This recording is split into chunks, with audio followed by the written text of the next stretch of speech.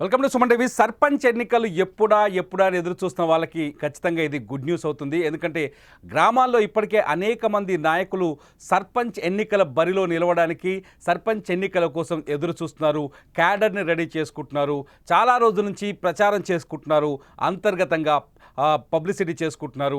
అంతేకాదు నేనే కాబోయే సర్పంచ్ అంటూ ఇప్పటికే జనాన్ని కూడా ప్రిపేర్ చేశారు. కానీ సర్పంచ్ ఎన్నికలకు నోటిఫికేషన్ ఎప్పుడు వస్తుందనే దానిపైన ఇప్పటివరకు స్పష్టత లేదు.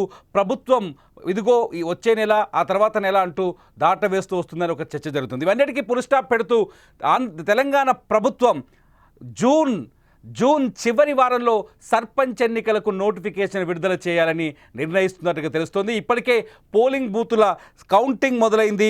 ఓటర్ల జాబితాను కూడా పూర్తి చేశారు. పోలింగ్ కేంద్రాల గుర్తింపు కూడా ఓ కొలిక్కి వచ్చినట్టుగా తెలుస్తోంది.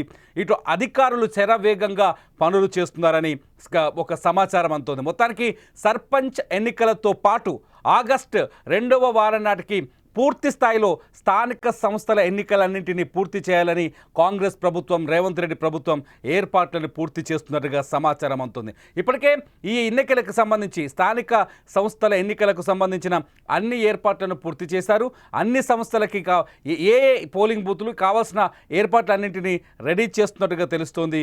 ఇప్పటికే దీనికి సంబంధించిన ప్రక్రియ కూడా మొదలైనట్టుగా తెలుస్తోంది. అయితే మొట్టమొదట గ్రామ పంచాయతీ ఎన్నికలతో ఈ స్థానిక సమరం మొదలయ్యే అవకాశం కనిపిస్తుంది. గ్రామ పంచాయతీ ఎన్నికలు మొత్తం తెలంగాణలో 12,633 గ్రామ పంచాయతీలకు ఎన్నికలు జరిగే అవకాశం ఉంది. ఇప్పటివరకు ఈ గ్రామ పంచాయతీ ఎన్నికలకు అంటే ఇంతవరకు పెండింగ్ ఏమీ లేవు.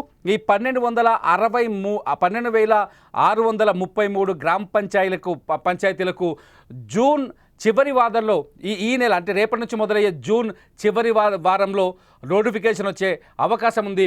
జూలై మొదటి వారంలో ఎన్నికలు జరిగే అవకాశం కనిపిస్తుంది. సర్పంచ్ ఎన్నికలు జరిగిన వెనువెంటనే మండల పరిషత్ అలాగే జిల్లా పరిషత్ ఎన్నికలకు కూడా తెలంగాణలో నోటిఫికేషన్ వచ్చే అవకాశం కనిపిస్తుంది. ఎంపీటీసీ, జెడ్పీటీసీ ఎన్నికలకు కూడా అంటే జూలై ఫస్ట్ వీక్లో సర్పంచ్ ఎన్నికలు పూర్తయితే జూలై 2వ వారంలో ఎంపీటీసీ, జెడ్పీటీసీ ఎన్నికలు వచ్చే అవకాశం కనిపిస్తుంది.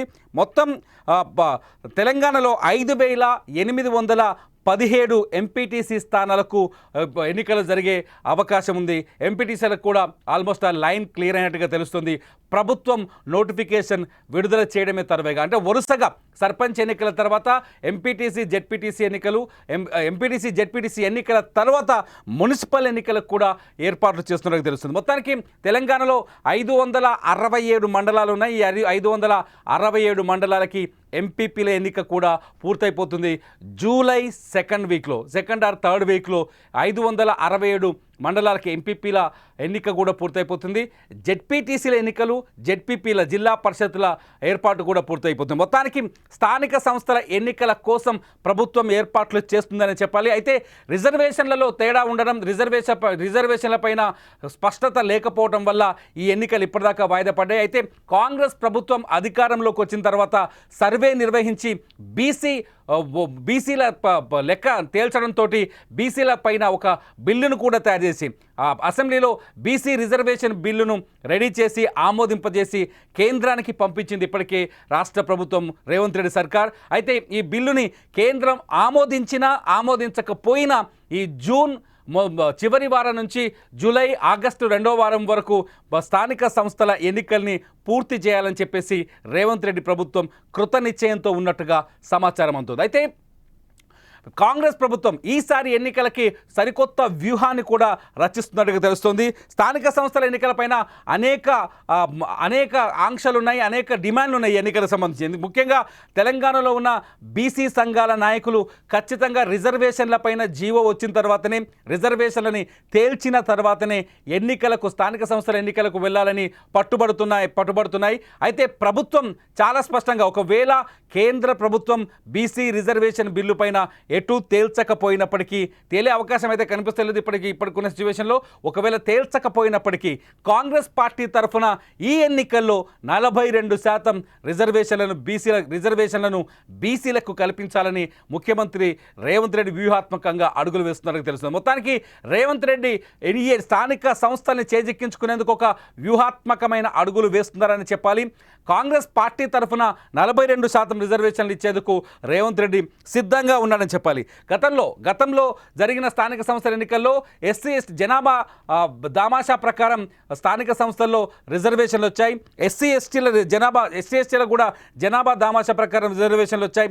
ఆ రిజర్వేషన్ని అంటే ఎస్సీ ఎస్టీల రిజర్వేషన్ తీసేసిన తర్వాత బీసీలకు దక్కింది కేవలం స్థానిక సంస్థల్లో 21 నుంచి 22% రిజర్వేషన్లు మాత్రమే. మున్సిపల్ ఎన్నికల్లో 31% రిజర్వేషన్ దక్కాయి. అంటే ఈసారి కాంగ్రెస్ పార్టీ రాజకీయ ఎత్తుగడ కూడా ఇక్కడే కనిపిస్తుంది. గత ఎన్నికల్లో బీఆర్ఎస్ అధికారంలో ఉన్నప్పుడు బీసీలకు కల్పించిన రిజర్వేషన్లు కేవలం 21 నుంచి 22% మాత్రమే. మున్సిపాలిటీ ఎన్నికల్లో అయితే కేవలం 31% మాత్రమే. కానీ కాంగ్రెస్ అధికారంలోకి వచ్చిన తర్వాత బీసీల లెక్క తేల్చింది. రాష్ట్రంలో కులగణన చేపట్టింది వ్యూహాత్మకంగా. కులగణన జనాభా లెక్కలు తేల్చిన తర్వాత, కులగణనను చేపట్టిన తర్వాత బీసీల రిజర్వేషన్ పైన ఒక స్పష్టమైన నిర్ణయానికి వచ్చింది కాంగ్రెస్ పార్టీ. 42% బీసీలకు తెలంగాణలో రిజర్వేషన్లను అమలు చేస్తామని హామీ ఇచ్చింది కాంగ్రెస్ పార్టీ. 42% బీసీలకు రిజర్వేషన్ అమలు చేయాలంటూ తెలంగాణ రాష్ట్ర ప్రభుత్వం, తెలంగాణ అసెంబ్లీలో ప్రభుత్వం బిల్లును కూడా తీసుకొచ్చింది. ఆ బిల్లుకు ఆమోదం తెలిపి బిల్లుని కేంద్రానికి కూడా పంపించింది. బీసీ రిజర్వేషన్ బిల్లును కేంద్రం ఆమోదించాల్సి ఉంది. కేంద్రం దగ్గర పెండింగ్లో ఉంది. ఇదే ఇప్పుడు కాంగ్రెస్ పార్టీకి అనుకూలంగా మారే అవకాశం కనిపిస్తోంది. ఈ అంశాన్ని అనుకూలంగా మార్చుకోవాలని ముఖ్యమంత్రి రేవంత్ రెడ్డి భావిస్తున్నట్టుగా తెలుస్తోంది.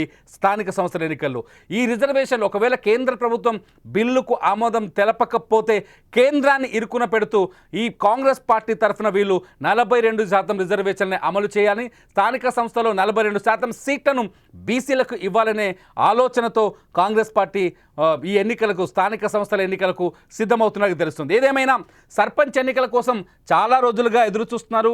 నిధులు లేక గ్రామ పంచాయతీలు చాలా ఇబ్బందులు పడుతున్నాయి.